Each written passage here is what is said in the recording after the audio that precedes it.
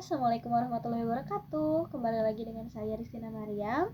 Kali ini kita akan mereview buku Ya Rob Aku Galau bab 3 yang berjudul Ringgit untuk Sekolah. Bab 3 ini menceritakan tentang Sulia, seorang anak perempuan yang pada usia 14 tahun dia sudah bekerja sebagai TKW di Malaysia. Sejak kecil, Sulia ini diasuh oleh tetangganya. Orang tuanya menitipkan Sulia karena bekerja ke luar negeri. Akan tetapi, selama bertahun-tahun, kedua orang tua Sulia tidak pernah kunjung pulang. Mereka pun tidak pernah mengirimkan Sulia uang, bahkan menanyakan bagaimana kabar Sulia.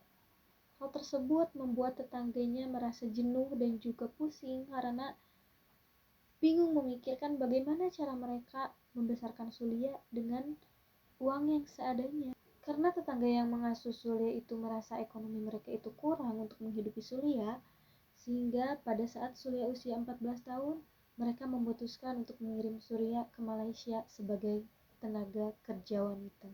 Sulia diberangkatkan ke Malaysia melalui sebuah agen ilegal, sehingga di sana dia tidak memiliki paspor, bahkan kartu identitas. Karena memang usianya yang masih sangat muda, selama dia bekerja di Malaysia, dia tidak pernah mendapatkan upah yang sesuai dengan pekerjaannya. Atas kejadian tersebut, Sulia sangat merasa sedih, karena harapannya untuk mengumpulkan modal demi melanjutkan pendidikannya itu pupus sudah. Beberapa kali dia mencoba untuk melarikan diri dari rumah tersebut, akan tetapi hal tersebut selalu gagal. Hingga pada suatu hari, dia ditangkap oleh polisi di Malaysia karena tidak memiliki kartu identitas dan juga masih terlalu remaja untuk bekerja. Sulia pun akhirnya diberikan ke KBRI dan dikembalikan ke Jakarta. Untuk mengobati kejiwaannya, Sulia mencoba terapi menulis, di mana ia membuat cerita-cerita pendek untuk majalah-majalah di sekolahnya.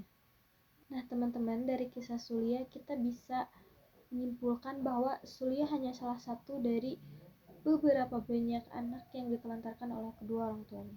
Dari kisah Sulia ini ada beberapa hal yang bisa kita pelajari. Yang pertama, untuk para orang tua, sungguhnya seorang anak merupakan sebuah rezeki, kebahagiaan, dan juga semangat untuk kedua orang tuanya mencari sebuah rezeki. Jadi sangat disayangkan ketika ada orang tua yang merasa anaknya adalah beban yang semakin mencekik keadaan mereka. Yang kedua adalah untuk kita sebagai orang dewasa. Saat ini kita harus bisa lebih aware untuk anak-anak yang mengalami eksploitasi atau bahkan dipekerjakan. Kita sudah harus bisa bertindak untuk mencegah semua hal tersebut. Selain itu, kita juga harus bisa memberikan kasih sayang yang penuh untuk anak-anak terlantar dan juga fakir miskin, terutama untuk anak-anak yang mengalami trauma psikologis. Dalam Islam, sesungguhnya trauma psikologis tersebut dapat diobati dengan cara memberikan kasih sayang yang penuh kepada mereka. Untuk para orang tua dan juga remaja, semoga mendapatkan pelajaran dari kisah Sulia.